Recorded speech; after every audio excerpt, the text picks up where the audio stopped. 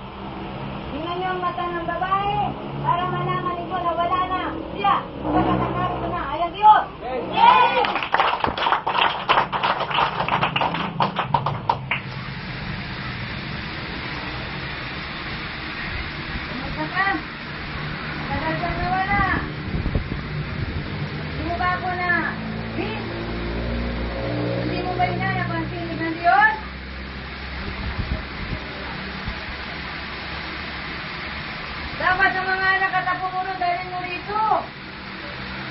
Ikaw ang puno.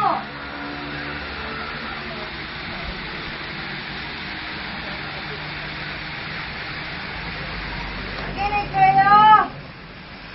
Mahalaga ba o hindi ang tinig na ito? Mahalaga!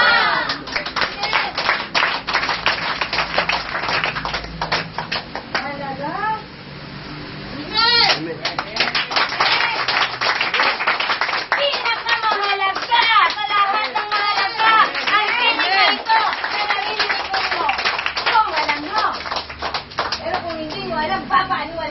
Mayroon pa kayo papahalagang ibang bagay.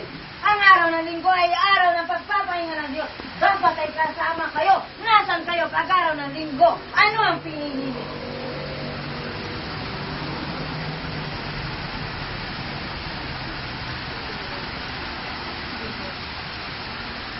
Si Francis ay tinanggal. Kadahilanan siya ay tumuway. Ito pong ipalang kayo.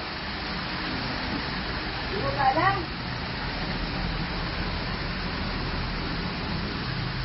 Tawagin mo ang nanay ni Francis at ipapaalam ko ang kapsuway ng anak niya.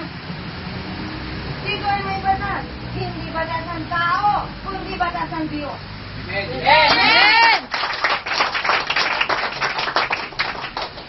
Huwag kang malulungkot. Napagkalit ba ni Francis ay alis ka rin? Okay ka. Pararangalan kita. Amen! Makinig kayo. Ang kasalanan ng isa, hindi ka pwedeng idamay. Kung sino ang nagkasala siya ang parurusahan. Pero ganun pa man, mararamdaman mo kapag ikaw ang nanay mo. Lumabag si Francis sa patakaran ng lingkod. Dito ang lahat ay magkakapatid. Bawal dito ang nilagon. Ng babae at lalaki. Hanggat wala pa sila sa tamang gulang. Lumabag si Francis. Pilit na ninililihin, pero may katibayan ng lingkod.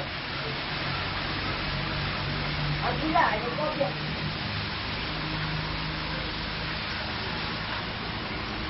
Kayo, King. Naglihim ka, King. Gusto kong ipaalam sa'yo. Pero bibigyan pa kita. Marami kang nagawa sa lingkod. Nabigyan mo ng kaligayahan. Pati ang mga anak ng lingkod. Malaking bagay yan. Balit, hindi ko ililihis sa kapulungan ito ang nagawa mo paglilihis sa lingkod. Ang sulat ay iningatan mo, hindi mo iniabot sa lingkod.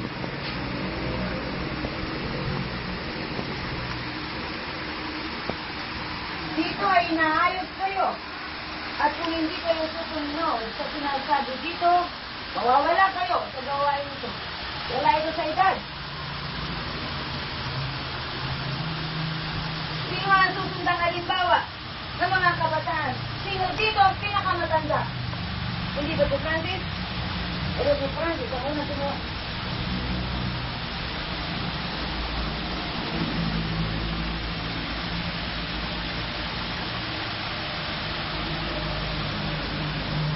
Bakit mo sinasalit ang sulat?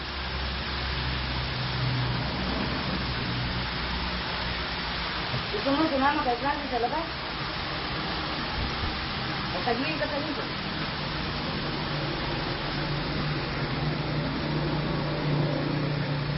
Bakit ka naging luwas? Sino ang gusto mong katamboy? Ang demonyo?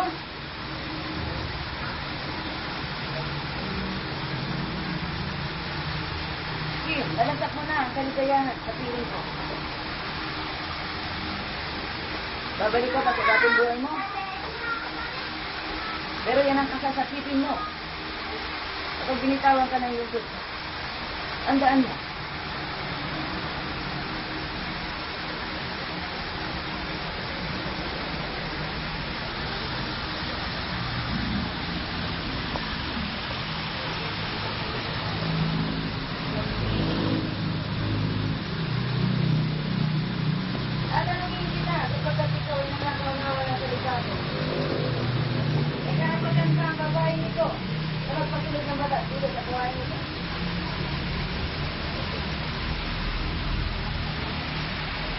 Palagay mo, lumabag yung Francis.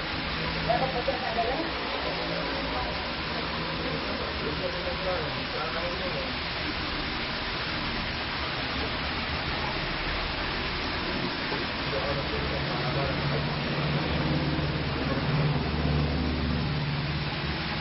Pinalam ko yun kapag nandito sa galon na tama. Lumabag siya sa likod, lumabag siya sa Diyos. At nasasakupan nito.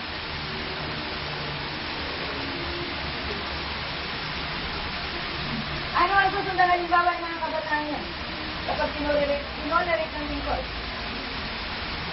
ang pagliligawan dito, at ang paglilihim dito ng mga tangkano sa bawat ito. Lalago kaya sila, hindi kaya isang araw ay makikita ninyo, nawatak-watak na sila, at nasipagtakbo na sila, at kanya-kanya na sila lalakad.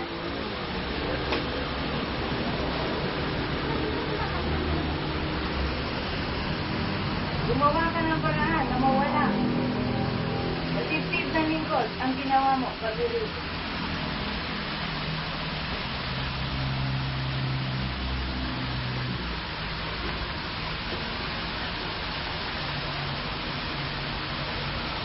Bago nangyari ang tanggalan at ang pag-iniwalay kay Francis, ang lahat ay dinahat ng kapulungan.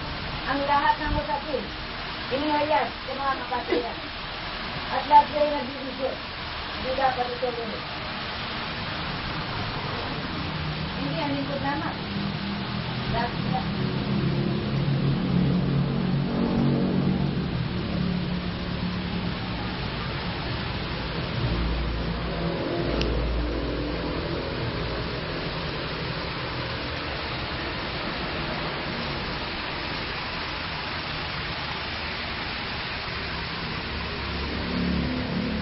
Magulang na narito, kapatandaan ninyo. Ang gawain ito ay punang-puna para sa inyo. Subalit bakit ang mga anak ninyo at siyang narito para sa aldayan?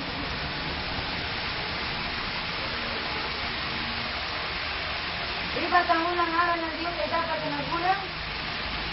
Para kayo magsaprot sa inyo mga anak?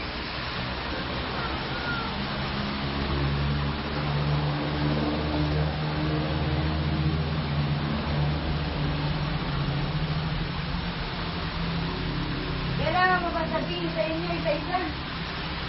Ng tungkulin na magulang dahil sa magandang mga anak. Pero bakit mas nananaig ang nais ng anak kaysa sa nais ng magulang?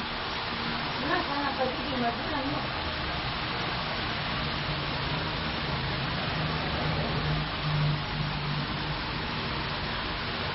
Sa mga anak na narito at nais manatili sa gawain ito, matandaan ninyo ang bawat mensahe na naririnig ninyo tuwing araw ng linggo.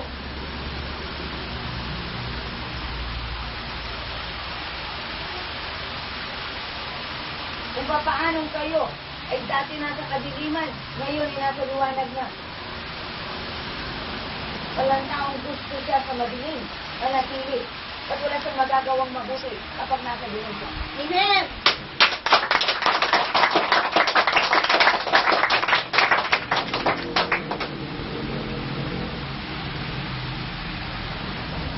Okay? Tumapit ka sa unahan. At kung sabi ng mga kapatid na, ano ang gandahin mo?